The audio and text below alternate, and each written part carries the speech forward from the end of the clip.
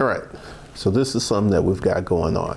We have a done-for-you holding company program where we'll set up your holding company, set up your operating companies, help you get your business credit, and do a whole lot more. The link's below. All right, so let's go ahead and talk about living in the United States in 2023. There was a report that was put out that the average earning income couple, a couple who made $71,000 a year as a working married couple, could not afford to buy a house. Now, let me go ahead and just tell you what I think is going to happen. I don't think that this is going to get better anytime soon, and this is a new facet to living in the United States of America. If you want to live in a house, if you want to drive a nice car, if you want your kids to go to the proper schools, you need to make money, or you can be like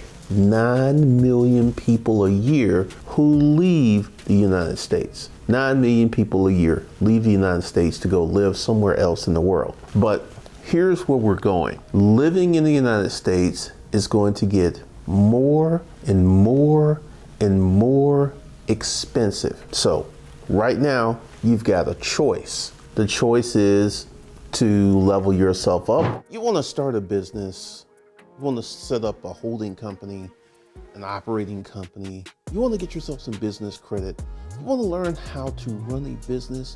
You want to start your first online business. If you want to do that, and congratulations to you for being a person that wants more out of life, for being that person that's ready to sit down, do the work so your future can be brighter. I got something for you. Go below and enter into the Corporate Citizen Playbook, where we teach you all of that plus a lot more. Because you are not a normal, regular person. You want more out of life. You want to do more. You want to be more. You want to have more. And congratulations to you. So this link is below. Go ahead and check out this video. And then go ahead and enroll in the Corporate Citizen Playbook, where I teach you some things that you cannot Google. Can't Google it. Can't Google it at all. Where you can afford to live well here in the United States of America, or perhaps leave and move to Thailand or the Philippines or one of these other places. Because here's what I see. And I'm going to explain to you what's going on with the quote, so-called housing crisis. All right, there's a number of YouTube channels that are telling you that we're having a housing crisis. You shouldn't buy. You should wait till the prices come down. You should wait until the rates come down. Number one, in this year, we will see interest rates go up again. Number two, the price of houses is not coming down anytime soon. Let's say if you took all of the people who had Airbnbs and the Airbnb market crashed and they all put their houses on the market, still would not really change things. It would be more inventory for people to buy, but it wouldn't dramatically change the market. Because here's the thing you got to understand. The last time that we had a significant real estate crisis, it was caused by real estate. We had a bunch of people who had went out, signed up for a mortgage, and they could not afford these mortgages, and these houses were getting repossessed. They were getting foreclosed on. And this created a massive, massive bend in the real estate market that lasted for many, many years. Now, let's fast forward to 2023. You got to have good credit. They're going to check your income with the Internal Revenue Service. And then you need to have money put down. So this classification of mortgages is much better off than the last classification. And we're not going to have massive foreclosures. It's not coming because many of these people are positioned and then they're in the place where they can afford their house. Also, this is another very, very big reason that the market's not going to crash. You have a lot of people who have interest rates at 2 to 3%. They're fine. They like their job. They're in no hurry to move. They're going to stay in their homes. They're not going to sell. They're not going to flip. If anything, they may pay this home off. That's another reason the real estate market's not going to crash. So right now, you've got to actually put yourself in a position where you can see yourself living in the United States of America. And we're having a really serious conversation here because a lot of people want to leave. They want to move to Thailand. They want to move to the Philippines. They want to move to Portugal. They want to move to Brazil because the cost of living is cheaper. I was watching this video of this guy who lives in the Philippines, and he was walking from his house through the jungle across a little rickety rackety ridge to his neighbor's house. And I was just sitting there like, there's no way that I would want to live in those conditions, even though it is cheaper. So one of the things that you have to do is to go ahead and orientate yourself to live in the United States of America. And we're going to have two classifications. We're going to have the people who have money. We're going to have the people who don't have money. There will be no middle class in probably the next 20 to 30 years. They'll be gone. It's either you'll have or you will not have. Now, if you want to have, I'm going to share something with you that I think will help you. Now, this is the United States of America, right? We have about 3 million migrants coming to this country per month. Let's go ahead and look at that. So we have 9 million people leaving the United States every year. And we have 3 million people trying to get into the country every year. So we have 9 million leaving, and we have about 36 million trying to get here, trying to seek asylum. Question. We got this 9 million who are leaving, yet we got this 36 million who are trying to get here. Why? United States of America is the easiest place to start a business for those who want to do the work. The laws are set up for it. The corporations are set up for it. The tax code's set up for it. So once again, you can leave. You know, it's your choice. You can leave if you want to, but ask yourself, why are so many people trying to get here? Now, let's go ahead and talk about the lifestyle. You're living in the village.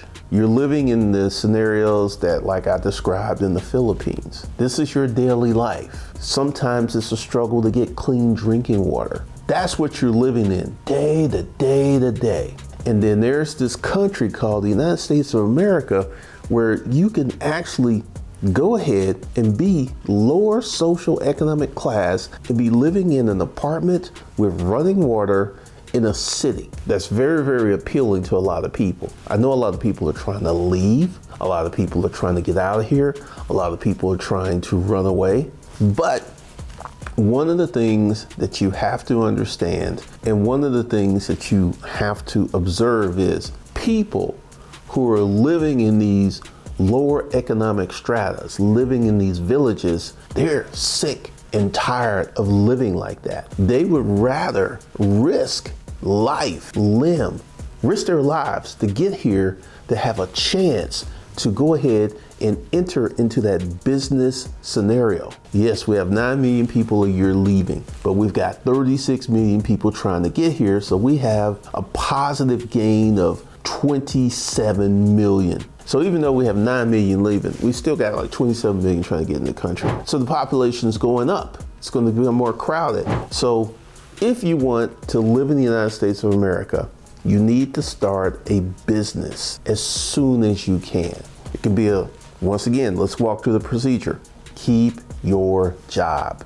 Number 2, when you get home, work your business. Now, what does this mean? This means that for probably in the next 2 to 3 years, you're not going to have a lot of a social life. You're not going to be hanging out at the bars and stuff.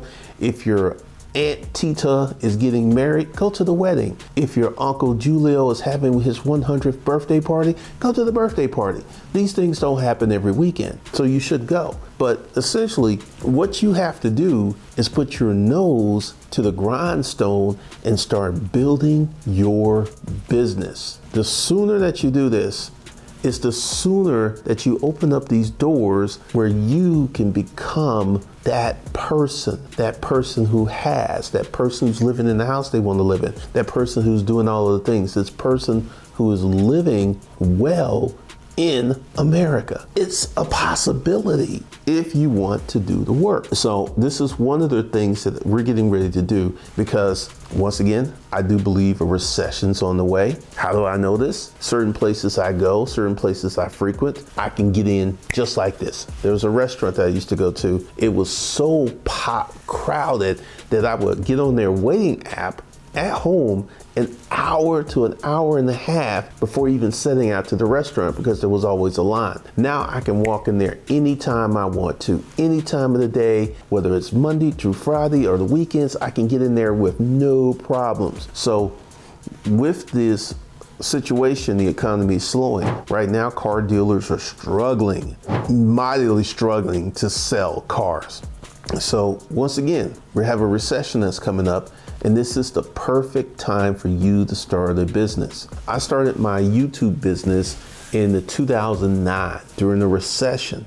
This business, I went to make $62,000 my first year, $92,000 my second year, $1.6 million my third year. I became a millionaire during the recession by starting a business. Why is this? With a recession, we have a downturn. Let's say unemployment gets to 10%, which would be really, really high. We haven't done that in a while. What does that mean? Unemployment is 10%. That means that 90% of the people still have their job. 90% of the people are still spending. 90% of the people are still participating in the economy. So that's what we have with that situation. So once again, this is one of the things that we're getting ready to do. And you should go down and get into the velocity banking situation, because we're going to be talking about things that you can do to open up your finances. Start your business. Number one, keep your job. Number two, start your business. Number three, be prepared to work hard for the next 2 to 3 years. This is the reality that you're looking at. This is the situation that you're going to have, because when we go ahead and we begin to work on building things and creating things and opening up the door to the American dream, which isn't dead. The American dream is more expensive. It's not dead. It just costs more. So once again, prepare yourself. And the first thing you want to do is start a holding company and then set up yourself for operating companies. This is something that we talk about in the program that you can get in below. The links below. You can get into this program. Now, the Done For You program, where we actually set up your holding company and other stuff, that's more expensive. But if you want to do it yourself, we have a program that will take you through those steps. All right, that's all I got for you guys today. I will see you in the next one.